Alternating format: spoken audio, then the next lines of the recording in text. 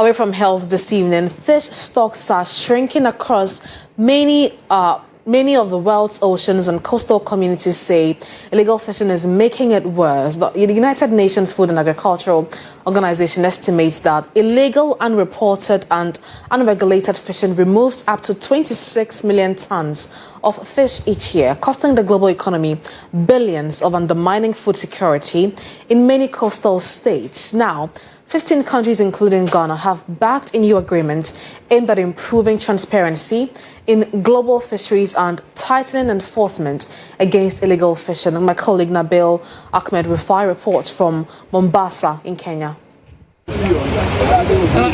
The day's catch is finally making its way ashore at Jamestown Beach in Accra.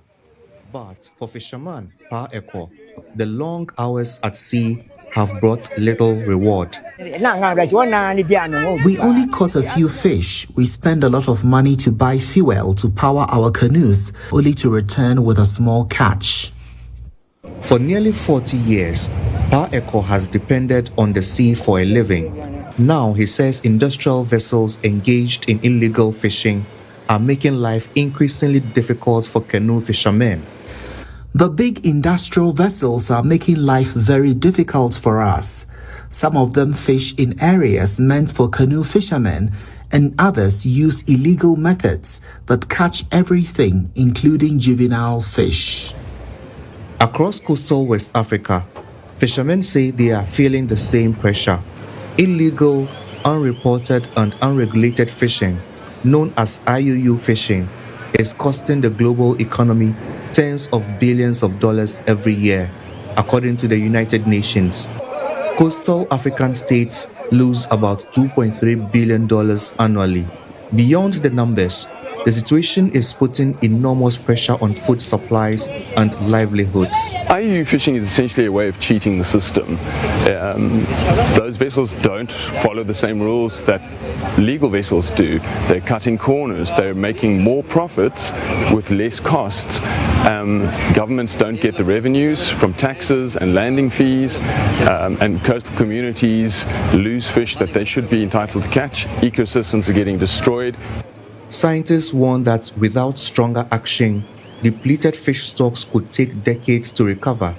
They say better monitoring, stronger enforcement and greater transparency are essential to protecting the world's oceans.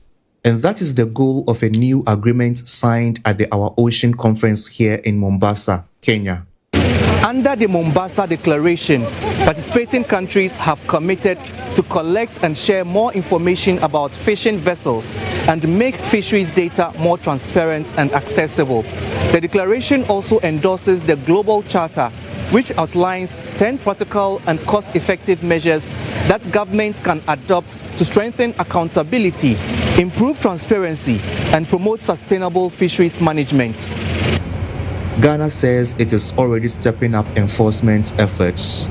We have passed a new law that gives provision to decisively deal with IUU. We have strengthened the Fisheries Enforcement Unit, which is led by the most senior naval staff, but comprising Ghana Navy, Ghana Police, Ghana Immigration, Fisheries Commission, and a few other actors to ensure that there's compliance and enforcement of the law. The government says it is also introducing electronic monitoring systems to improve vessel tracking and compliance. When a vessel is coming to operate in our waters, in terms of licensing and registration, we must know who is behind it. We must have a history of the vessel. Some vessels operate illegally in some waters and then run away to go into other waters. We do not want to encourage all that. Experts say the shift away from paper-based reporting could transform how fisheries are managed. Government systems for managing fisheries have been built on extremely bad data, and they're built to manage and deal with extremely bad data from self-reported paper-based logbooks. Electronic monitoring fundamentally changes that. It brings new streams of vast quantities of really high quality data, and that's an enormous change for an entire department to undergo. The Mombasa Declaration sets out a new commitment to tackle illegal fishing through greater transparency and accountability. For coastal communities in Ghana, the hope is that stronger enforcement and better monitoring will help reverse years of declining fish stocks and secure the future of the industry. Nabil Ahmed Rufai, GH1 News.